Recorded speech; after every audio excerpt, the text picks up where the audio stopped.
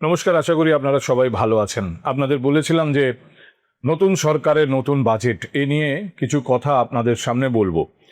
Actually দেখুন, budget বা অর্থনীতি এই বিষয়গুলো আমার কাছে খুব সহজ সরল নয়। আমি নিজে অর্থনীতির ছাত্র নই।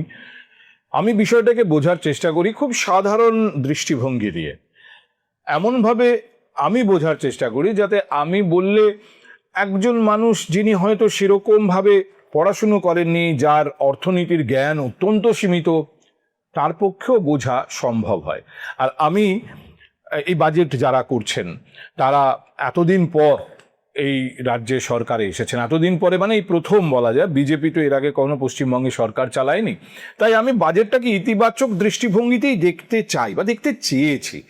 কিন্তু দেখুন, আমি যখন আপনাদের সামনে বসে কথা বলি না, আমি তখন যেটা আমি বুঝেছি সেটাই আপনাদের সামনে রাখার চেষ্টা করি এবং আপনাদের ফিডব্যাক থেকে, আপনাদের কমেন্টস থেকে বোঝার চেষ্টা করি যে আমি আপনাদের কতটা বোঝাতে পেরেছি এবং আপনারাই বা বিষয়টাকে কী চোখে দেখছেন। প্রয়োজন হলে সেই বিষয়গুলো আমি আবার আলোচনায় নিয়ে আসি।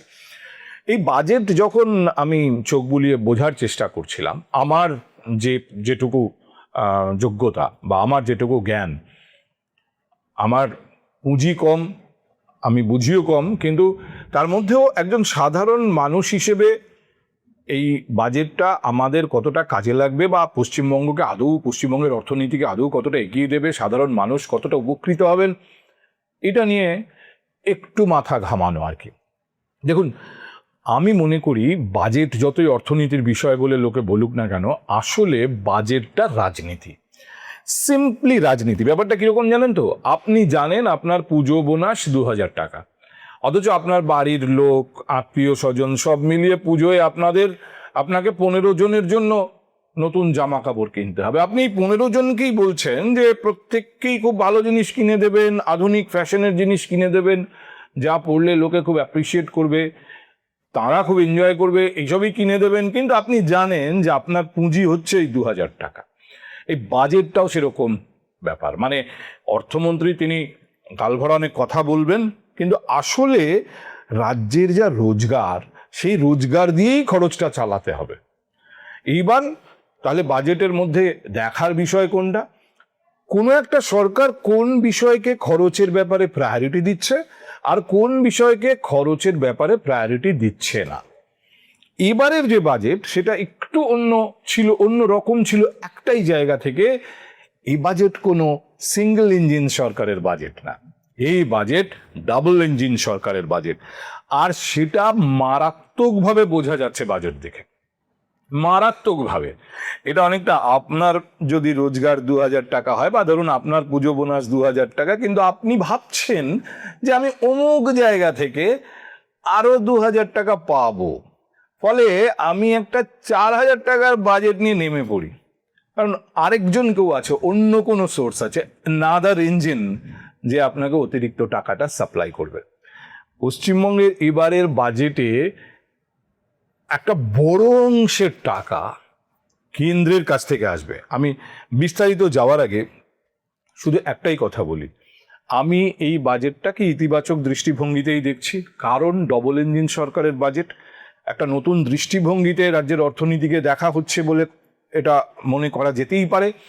50 বছর পর এরকম কোনো সরকার যার দুটো ইঞ্জিন, অর্থাৎ কেন্দ্র এবং রাজ্য দু জায়গাতেই একই শক্তি, ফলে যে বাজেট রাজ্যের জন্য তৈরি হয়েছে সেখানে কেন্দ্রের প্রভাব থাকবে এবং কেন্দ্রের কন্ট্রিবিউশন থাকবে। 50 বছর পর এরকম একটা এনভায়রনমেন্টে আমরা এই বাজেটকে ইতিবাচক দৃষ্টিভঙ্গিতে না দেখার কোনো কারণ নেই।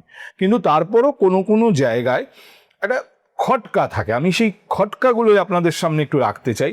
ভালো ভালো কথা তো ইতিমধ্যে আপনারা অনেক শুনেছেন। প্রথম যেটা, সেটা হচ্ছে যে ওই যে বললাম বোনাস 2,000 টাকা, আর খরচা করবার সময় প্রতিশ্রুতি সবাইকে দিতে হচ্ছে। বর্তমান অর্থমন্ত্রীরও সেই একই অবস্থা। আগের সরকারের অর্থমন্ত্রীও যা ছিলেন, মানে যে অবস্থানে ছিলেন, সেখান থেকে এই সরকারের অবস্থান কিছু একটা পরিবর্তন হয়নি, শুধু একটা এক্সট্রা ইঞ্জিন জুড়েছে। ফলে অর্থমন্ত্রীর কাছে যা আর্থিক সামর্থ্য, তাকে সেটা নিয়েই কথা বলতে হয়েছে। তার সঙ্গে তিনি ধরে নিয়েছেন ওই এক্সট্রা ইঞ্জিন থেকে তিনি একটা বড় সাপোর্ট পাবেন। ফলে এই যে এত নতুনের ঘোষণা, নতুনের ঘোষণা মানে নতুন এয়ারপোর্ট, নতুন সেমিকন্ডাক্টর হাব, নতুন সরকারি চাকুরে 1,00,000 চাকরি। তো এই সরকারি চাকুরিদের তো মাইনে দিতে হবে, অন্য বেনিফিট দিতে হবে। তো এই যে এত প্রতিশ্রুতি, এর জন্য যে টাকাটা প্রয়োজন, সেই টাকাটা কোত্থেকে আসবে? আসল কথা হচ্ছে মাল আসবে কোত্থেকে। আচ্ছা, যদি এরকম হয় যে একটা বড় অংশ কেন্দ্রীয় সরকার দেবে, মানে এখানে বাংলা একটা কথা আছে না, লাগে টাকা দেবে গৌরী সেন, এখানে গৌরী সেন হলো কেন্দ্রীয় সরকার। আপত্তি করার তো কিছু নেই। 50 বছর পশ্চিমবঙ্গ কেন্দ্রের এই ধরনের সহযোগিতা থেকে বঞ্চিতই হয়েছে। তা এবার যদি পশ্চিমবঙ্গের আর্থিকভাবে পশ্চিমবঙ্গকে লাভবান করার জন্য কেন্দ্র উৎসাহিত হয়, কেন্দ্র কন্ট্রিবিউট করে, তার জন্য পশ্চিমবঙ্গের লাভ হবে, পশ্চিমবঙ্গের মানুষের লাভ হবে, পশ্চিমবঙ্গের অর্থনীতির লাভ হবে। ফলে এখানে আপত্তি করার কিছু নেই। যদি কেন্দ্র পশ্চিমবঙ্গের প্রতি উদার হয়, পশ্চিমবঙ্গের জন্য ভালো, এই ব্যাপারটাই আমরা এতদিন পাইনি। সমস্যা হলো আজকের দিনের অর্থনীতি, বিশেষত নরেন্দ্র মোদী যে অর্থনীতি রাজ্যে এই দেশে চালু করেছেন, যেটাকে আমি অনেক সময় মোদিনমিক্স বলি, এই মোদিনমিক্সের পূর্ব শর্ত হলো ভাত মেখে গ্রাস তুলে খাইয়ে আপনাকে কেউ দেবে না। অর্থাৎ আপনার একটা এফোর্ট থাকতে হবে, আপনি একটা সাপোর্ট পেতে পারেন। ফলে যে কোনো প্রকল্প যদি আপনার রাজ্যে করতে হয়, তাহলে 100 টাকার মধ্যে 70 টাকা আপনি আশা করতে পারেন ওই কেন্দ্রীয় সরকারের কাছ থেকে। 30 টাকার জোগাড় কিন্তু আপনাকে করতে হবে। এটা নিয়েই প্রচুর দড়ি টানাটানি ছিল আগের সরকারের সঙ্গে কেন্দ্রীয় সরকারের। কিন্তু আলটিমেটলি এটা যদি পূর্ব শর্ত হয়, তাহলে বর্তমান সরকার যতই বিজেপিরই সরকার হোক, ওই 30 টাকার বন্দোবস্ত কিন্তু বর্তমান সরকারকে করতে হবে। ফলে এয়ারপোর্ট, সেমিকন্ডাক্টর হাব, 1,00,000 সরকারি চাকরি, ডিএ, টাকার যোগানের একটা বড় অংশ পশ্চিমবঙ্গের সরকারকেই করতে হবে। সরকারের এই যে বাজেট দেওয়া হয়েছে, বাজেটের যে প্রজেকশন রয়েছে, সেই প্রজেকশন অনুযায়ী সরকারের যদি 100 টাকা রোজগার হয়, তার 51 টাকা 17 পয়সা শুধু স্যালারি, পেনশন, ইন্টারেস্ট এইসব দিতে খরচ হয়ে যায়। মানে বিষয়টা হলো যে এই 51 টাকা 17 পয়সা আগে সরিয়ে রাখো, এটা কমিটেড খরচ, করতেই হবে, না হলে সিস্টেম থেমে যাবে। ফলে যে রোজগার তার অর্ধেকের বেশি ইতিমধ্যেই কমিটেড খরচ, সরকারের কাছে অতিরিক্ত টাকা অতিরিক্ত কাজের জন্য থাকতে হবে, তো কমিটেড খরচই অর্ধেকের বেশি। এবার ধরুন তার মধ্যেও সরকার চেষ্টা করবে যে নতুন এয়ারপোর্ট করব, অর্থনীতিকে এগিয়ে নেওয়ার জন্য নতুন সেমিকন্ডাক্টর হাব হবে, সেখানেও একটা জায়গা তো তৈরি করে দিতে হবে সরকারকে। এই যে খরচগুলো অতিরিক্ত করবে সরকার, এই বাজেটটার মধ্যে না কোথাও রেভিনিউ মোবিলাইজেশন স্ট্র্যাটেজির খুব একটা ছবি পাওয়া যাচ্ছে না। রেভিনিউ মোবিলাইজেশন স্ট্র্যাটেজি মানে আমি যে টাকাটা আসবে, অর্থাৎ আমার কাছে যে টাকাটা রোজগার করে আমি নিয়ে আসবো, যারা একটা ধরুন বড় অংশ আমার স্যালারি দিতে, পেনশন দিতে, কমিটেড খরচ ইতিমধ্যেই সেগুলোকে আমি সরিয়ে রাখলাম, কিন্তু বাকি যে 49 টাকা রইলো বা 48 টাকা রইলো, এই রেভিনিউটাকে কোন স্ট্র্যাটেজিতে আমি খরচ করব, এইটার একটা ঠিকঠাক প্রজেকশন থাকা দরকার ছিল। তাহলে বোঝা যেত যে সরকার কতটা কমিটেড। কারণ ওই যে বললাম, বাজেট যদি আমি রাজনীতি ধরে নিই, তাহলে এর কোনো ওই ধরনের স্ট্র্যাটেজি দরকার নেই, মোবিলাইজেশন স্ট্র্যাটেজি দেখানোর দরকার নেই। বলে দিলাম মুখে, কে হিসেব রাখছে? আজকে বলুন না, গত 10 বছরে আগের সরকার কত কি বলেছে, কত রকম বাজেটে কটা ইমপ্লিমেন্টেশন হয়েছে। তার আগে বাম সরকার এতগুলো বছর ধরে ঘাটতিহীন বাজেট পেশ করে গেছে, নানা রকম প্রতিশ্রুতি, তার মধ্যে কটা ইমপ্লিমেন্টেড হয়েছে কেউ মনে রাখে না।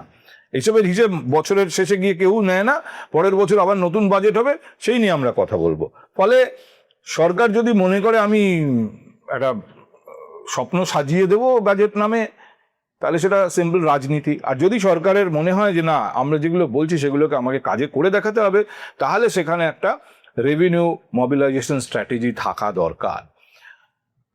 যে রাজ্য সরকারের প্রজেকশন এবারের বাজেটে, ধরুন যা যা খরচ, তা রাজ্য সরকার তো একটা ইনকামস রিসিট দেখাতে যে কোথায় কোথায় কি পাচ্ছি, মোটামুটিভাবে 57.4%, মানে 100 টাকার মধ্যে 57 টাকা 40 পয়সা আসবে কেন্দ্রের কাছ থেকে।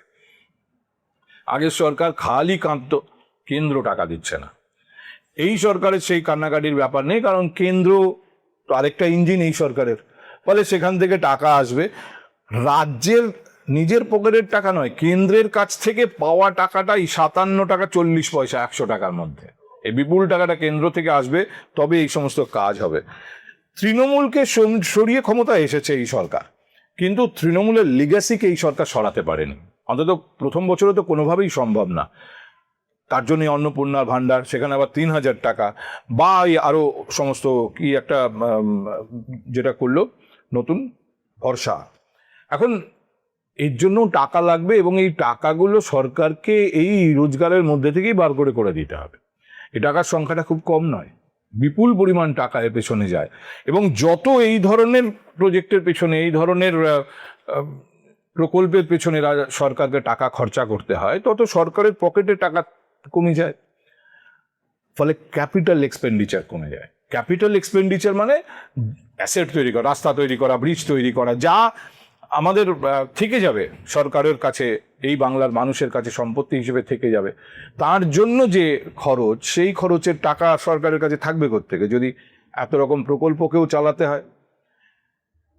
এগুলো আগের সরকারের ক্ষেত্রেও সত্যি ছিল, এবারের সরকারের ক্ষেত্রেও সত্যি। তবে আবার বললাম, ডবল ইঞ্জিনের সাপোর্ট, রাস্তা বানাবে NHAI, national highway authority of India, rail line বানাবে ইন্ডিয়ান রেলওয়েজ।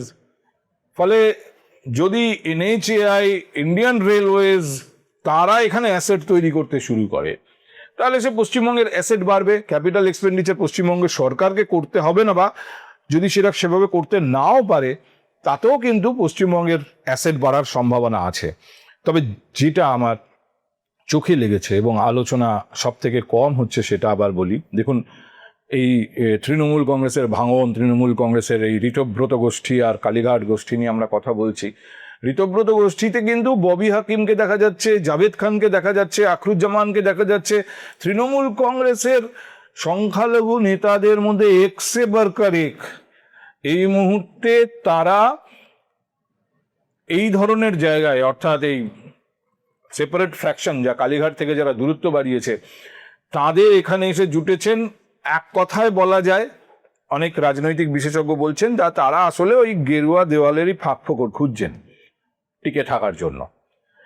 কিন্তু তারা কেউ আলোচনা করছেন না যে এবারের বাজেটে সরকারের মাইনরিটি যে দপ্তর, সংখ্যালঘু দপ্তর, সেই দপ্তরের জন্য বরাদ্দ কমে অর্ধেক হয়ে গেছে।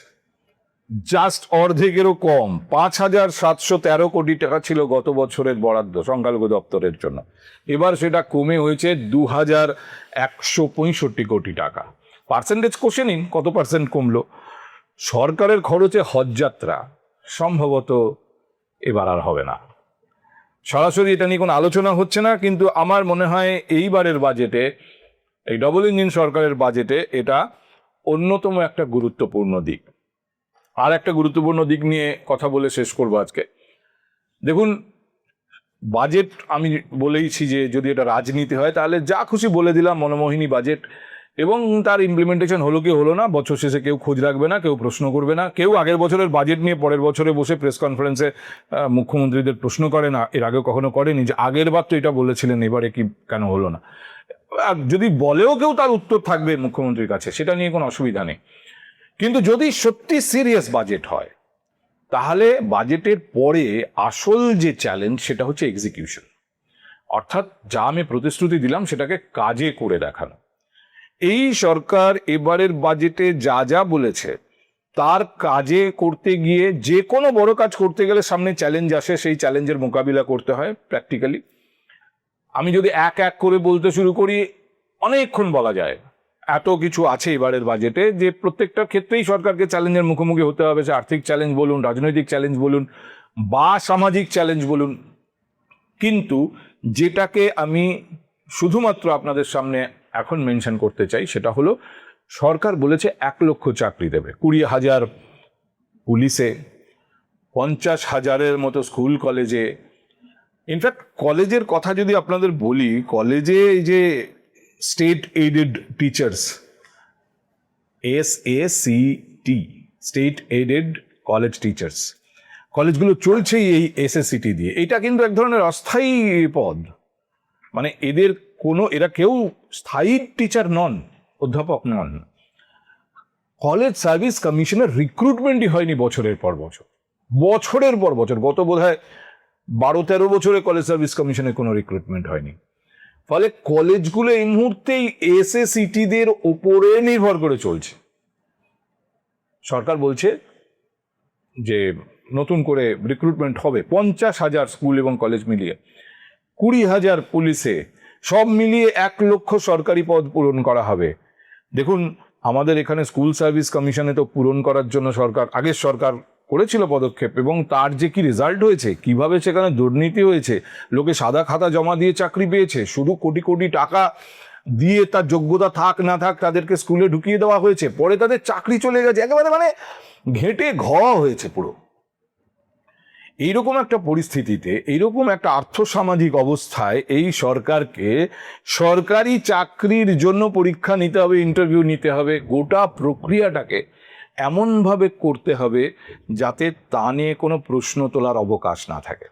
যারা সব থেকে বেশি অভিযোগ করেছেন আগের সরকারের বিরুদ্ধে, এখন চোর বলে ডিম ছুটছেন, তাদের তো সতর্ক থাকতে হবে যে তাদের কোনো পদক্ষেপে যেন কোথাও কোনো গ্যাপ না থাকে।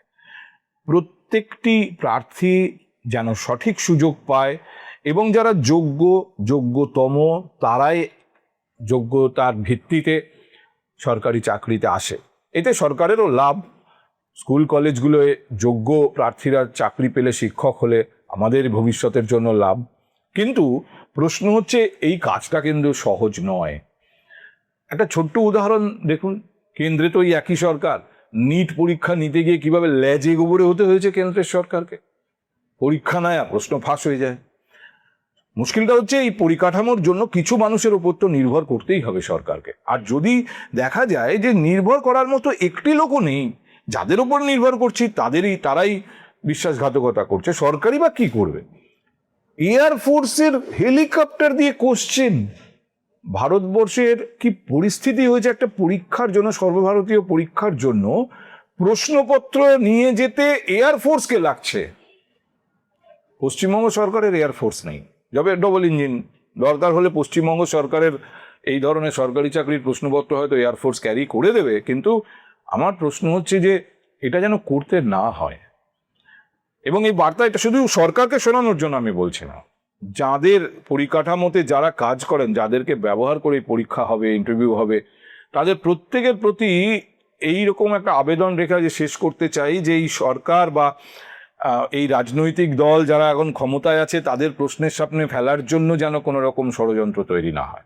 আর সরকারকেও সতর্ক থাকতে হবে। অবশ্য সরকার এটা জানে যে এই ধরনের খেলা পশ্চিমবঙ্গের আগে খেলা হয়েছে, কাজেই এই সরকারও কোনো ব্যতিক্রম নয়, হয়তো এই ধরনের চ্যালেঞ্জের সামনে আসবে। এই 1 লক্ষ চাকরি দিয়ে দেওয়া বা দেওয়ার কথা বলা যে যতটা সহজ, এর জন্য সঠিকভাবে পরীক্ষা নেওয়া, সঠিকভাবে ইন্টারভিউ নেওয়া এবং কোনো প্রশ্নবিহীন পদ্ধতিতে চাকরি দেওয়া যোগ্য লোককে কঠিন কাজ।